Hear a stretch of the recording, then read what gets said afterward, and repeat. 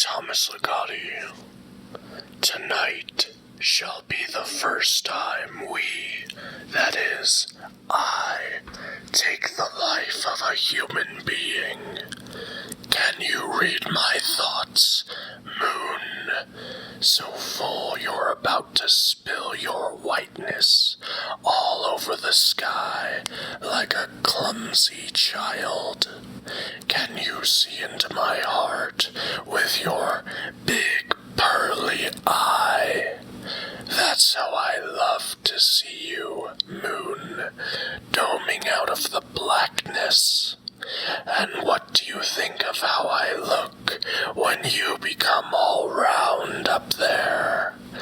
Oh, you're shining very nicely down into my alley hideaway, garnished as it is with winter's frozen spume. See how my blemished flesh flowers into perfectly silver-white fur. See how my flat face pushes itself into an elegant snout. See my eyes get bright and keen. See my legs go lean. From tooth to tail, a wolf. Not simply a werewolf. I am more than a split personality. I am now whole, undivided, one solid piece of walking wolf. Not merely a wolf, not even the wolf, but just wolf. I am wolf. Hear my howl. Shine, moon, shine on your moon child. Ah, there it is. There's what I've been waiting for. The music, that great concert I always hear playing whenever I take this form.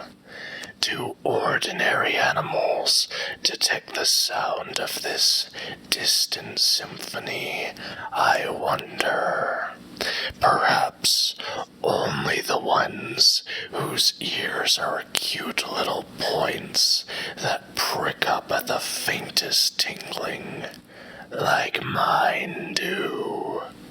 The music is indefinite in a very definite way, vague, but with all the clarity of the stars. To my ears, it is powerful enough to drown out the sound of nearby traffic and other earthly noises, though it is so curiously quiet and steady as one's own heartbeat. The music seems to be throbbing and humming through the hollows of space, a fine bow singing across the invisible paths of planets, a needle-like vibration ringing the silver bell of galaxies, golden tones sent up into the towering pipes of infinity, a triad, innumerable systems of triads, all calling down to me with one tremulous voice. It is like no other music I have heard as a human being, and I hope you, Moon, can hear it too. The music inspires and encourages me to kill a human tonight. Their senses are too gross to perceive the music, and for this reason alone, they should be slaughtered. They are the slaves to the moral miseries of their humanness. They are all deliberation and no liberation. Idiots, they mourn the extinction of their beauties and their loves, their pitiful vices, as if these were anything but futile illusions. And such illusions only breed other, more horrible fantasies, pain, isolation, and ultimate annihilation. These things only happen to those who do not understand the divine mania, the animating force whose voice is that spine-freezing music, the great concert, and whose face is all things. This mania bids me kill, and I obey, because I am it. It can never die, though it loves playing death, playing possum, rabbit, pouncing cat, prowling wolf. It loves to die, lives to die. It is invincible. You understand perfectly, don't you, Moon? With icy brightness, you yourself radiate the mania, the moon mania that visits me whenever you reach the phase of fullness. For you, then, I will kill my first human. Not that this is such an exceptional gift to bestow. A human is nothing special, merely another two-legged creature that bleeds. And, as you know, Moon, I have already tasted their blood. You knew about my little escapades in the park, even before they were reported in the newspapers. How I mauled a few strollers down by the frozen pond. To confess the truth, it was my intention to finish them off, but for some reason, I didn't. Something about the taste of their blood when I opened one of their arms or legs. It is not like the blood of mice, of birds, or even of cats. These humans have bad blood, like some kind of poison, it seems. But that is ridiculous, for blood is blood. Their bodies run with the same singing river that flows in other animals. And I shall drink from it tonight. I promise you, Moon. Perhaps, though, I should work toward the human river by way of the beasts. There, I hear something rattling around the snow-stiffened debris back in the depths of this blind alley. A rat. An alley rat for an alley wolf. Where are you, nice little rat? Sweet little rat. I'm here to liberate you from your lowly rattiness. In a few moments, you shall find ecstasy in my jaws. Listen to the great concert. It's calling you home, rat. There it goes, scurrying, scrambling, scuttling. Got it. Well, rat, you can make music of your own as my teeth play on your flesh. But now you grow quiet, and I can detect the strains of the great concert swelling a little louder as another being goes to join in that great orchestral unity. I will have to find other things to play with once I emerge from my alley lair. I know, Moon. I'm keeping to the back streets, where it's safe and lonely for a lone wolf. There's no one around here who can do me any harm.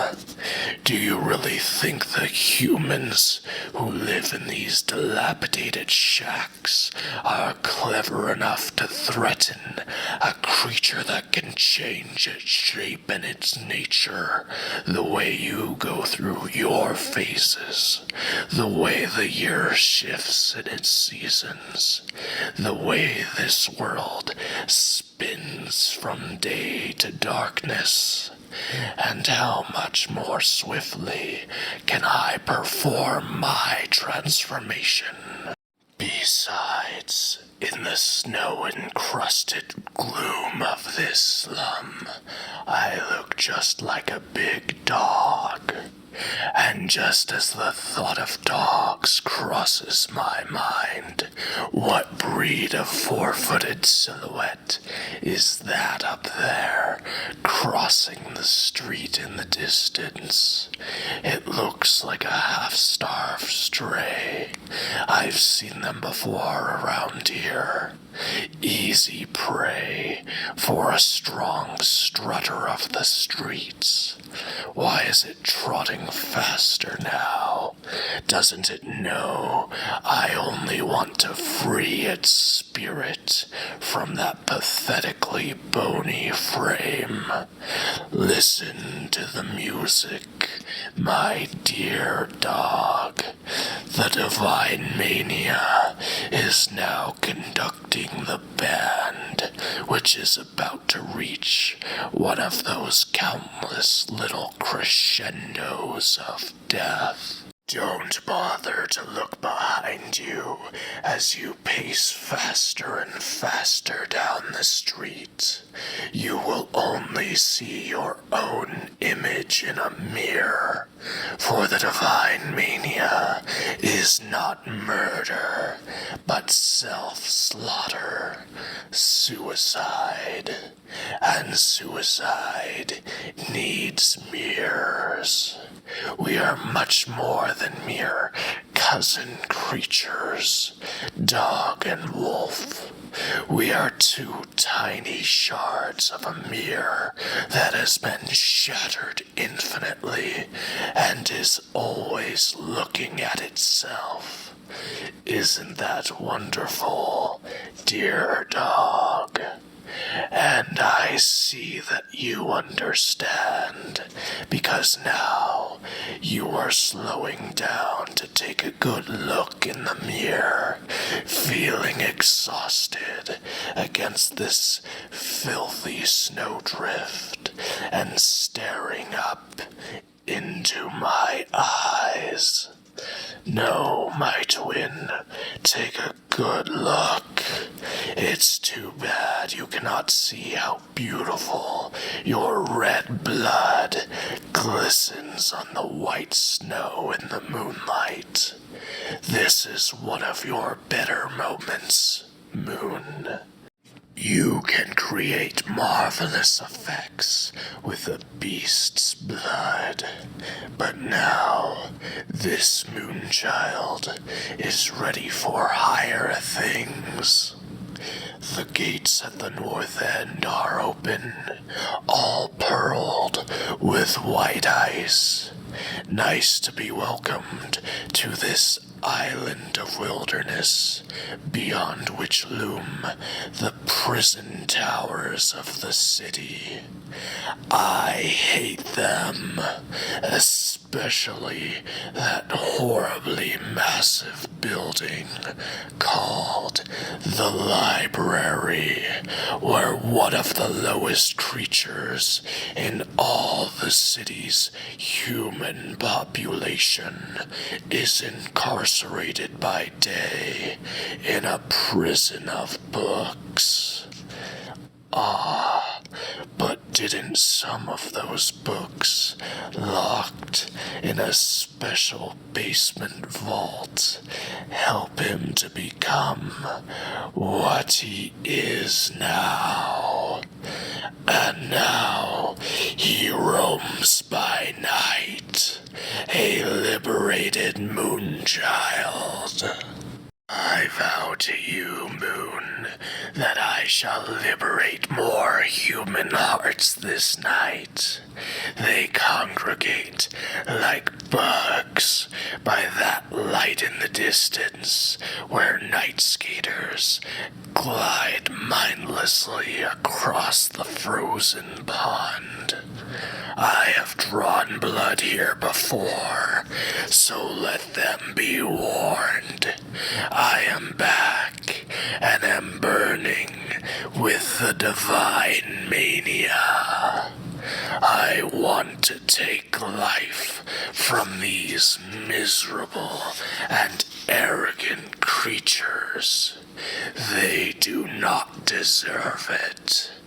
They are in bondage to their beauties and their loves, but they do not even love death and do not see how beautiful it is. They cannot even hear the great concert. They are afraid of its savage music, its icy liberation, its lyrical purity. For such creatures, living is only a dead end.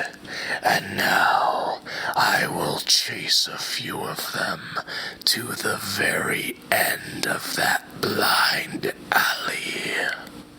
Oh, what perfection!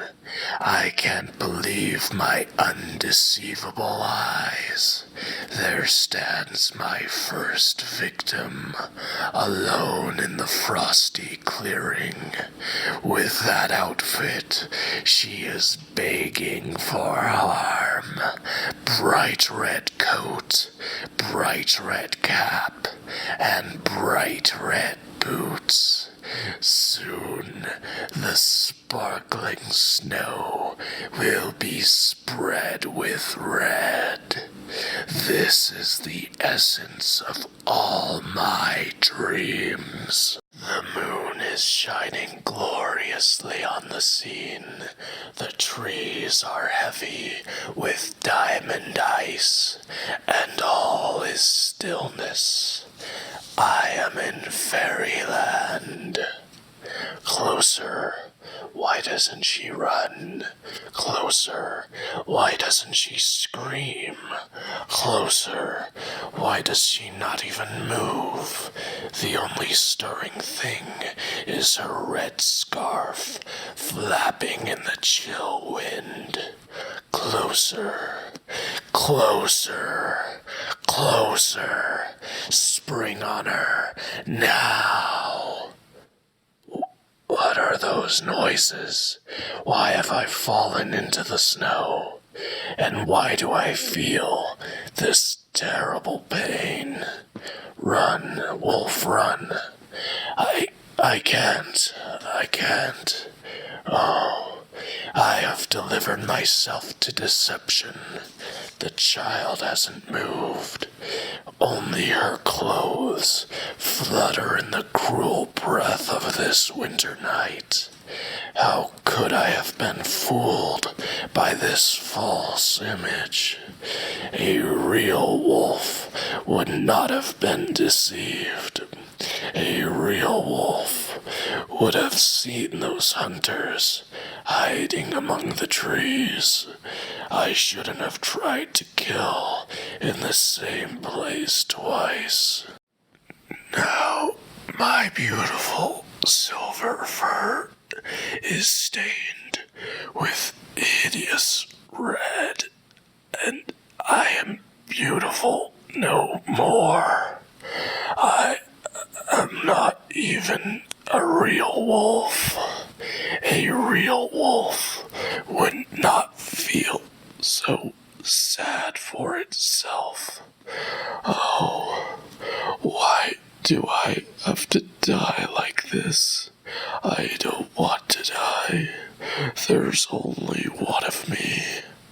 I can feel myself changing back into my original form.